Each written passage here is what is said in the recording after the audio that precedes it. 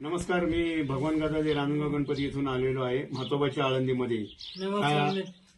काही दिवसापूर्वी मी 3 महिन्यापूर्वी माझ्या मुलाचा मित्र निलेश खटाटे यांना अमृत दिलं होतं. त्यांना ब्रेन स्ट्रोकचा त्रास होता आणि ब्रेन स्ट्रोक झाल्यानंतर त्यांना पॅरालिसचा अटॅक आला. पॅरालिसचा अटॅक आल्यानंतर मी त्यांना अमृत ज्यूस दिल्यानंतर त्यांना त्यापासून काय फरक पडला हे त्यांच्या तोंडून ऐका. आपलं नाव? निलेश खटाटे. तुम्हाला काय आजार होता?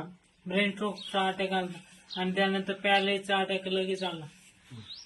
मी तुम्हाला अमृत ज्यूस दिल्यानंतर तुम्हाला किती फरक जाणवला? खूप फरक जाणव.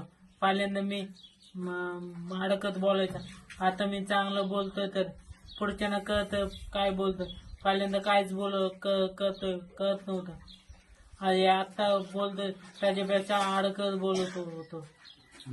पहिले म्हणजे हात असा पहिल्यांदा हात पर असं उचलता येत नाही. आता असं बघा किती उचल. हो का, हात बघा. आता असं बोट पण हालत नव्हतं, आता बघा. आणि पायाचे पण काय हालचाल नव्हते. पायाचे बघ, पाय बघ. मी आता उठू उभं राहतो. बरं, खाली बसा. आता खाली बसा. धन्यवाद. बरं, पाहिलं मित्रांनो, हे आपल्या रिलायन्स कंपनीच्या अमृत ज्यूसचा केवढा मोठा रिझल्ट आपण निलेश खटाटे यांच्या तोंडून ऐकला.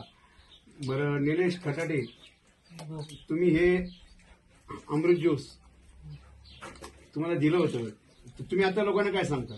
मी लोकांनी एवढं सांगू इच्छितो की हे रिलायन्स कंपनीचं अमृत ज्यूस आजार व्हायच्या अगोदरच तुम्ही ज्यूस वापरा आणि होणारे आजार टाळा. धन्यवाद. धन्यवाद.